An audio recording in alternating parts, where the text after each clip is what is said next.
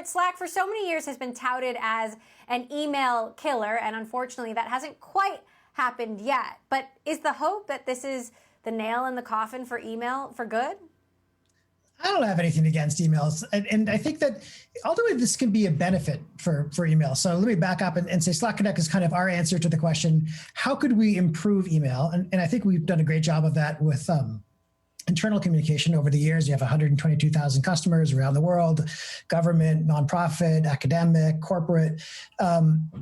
But a lot of the external communication, which is a lot of what people are doing at work, still happens over email. It can happen over text messages. It can happen in WhatsApp, other apps. And the challenge organizations face is one of the quality of collaboration. So I think moving to channels is a huge step forward there, but also around that communication happening out of band and them not having access to it, potentially being out of compliance with whatever regulatory environment they're operating in. So the thing that I think is a little unique here is it's both a step forward in user experience and in security. And usually you have to choose between those two.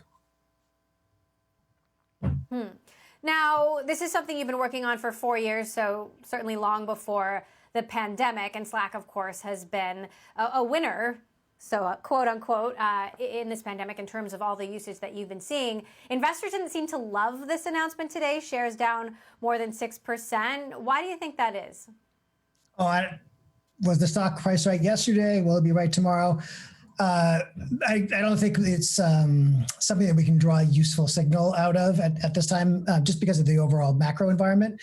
But I think the important thing for us is, do customers love it? Do customers get value out of it? And I think the answer there is unequivocally yes. And even in our own experience, we ran our recent convertible debt raise process in a channel that was shared with Goldman Sachs and Morgan Stanley and Jay Wood and Latham, the lawyers.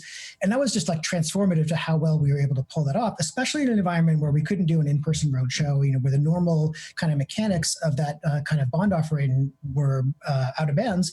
And it was a smooth process. So I think we'll continue to see that, and customers will continue to invent new and interesting use cases.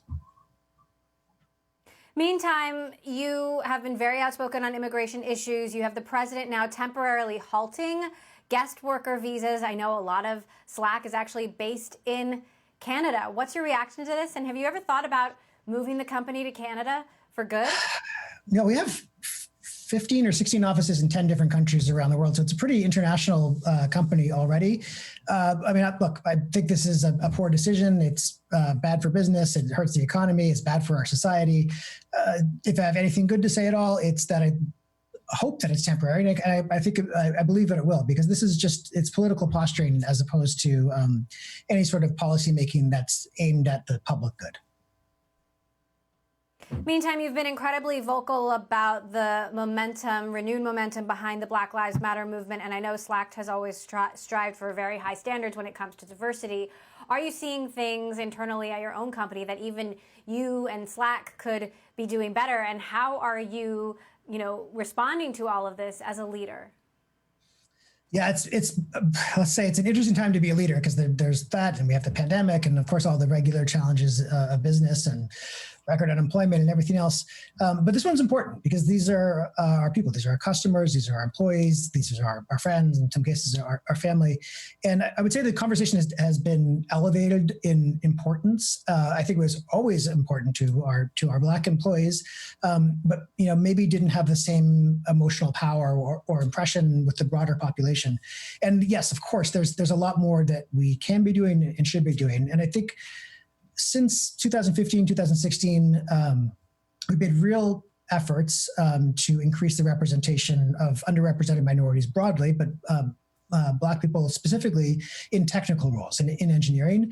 And because of that, I think we bring up the average for the industry. We're ahead. It's still not great numbers, but that's where we put the effort in, and that's where we saw the results. And then now we kind of step back and look at the business side, and it's 1% instead of, or 2% or something like that, instead of the 4 or 5% we see in technical roles. So it just goes to show that we need to make sure that effort is sustained and that we're actually paying attention.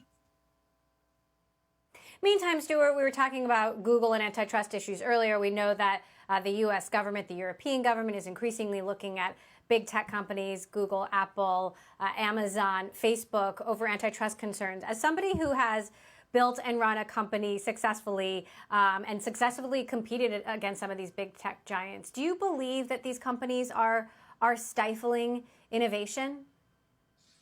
I don't know if I'm smart enough to say, and maybe if I give you a short enough non-answer, I can pivot back to the Slack Connect stuff. But I will say this, competition is very important for the functioning of the market. Sometimes that requires interventions, but these cases are so complex and there's so many jurisdictions, so many laws, so many regulations that I am happy to leave these ones to the lawyers and to the regulators and not have to solve those problems myself.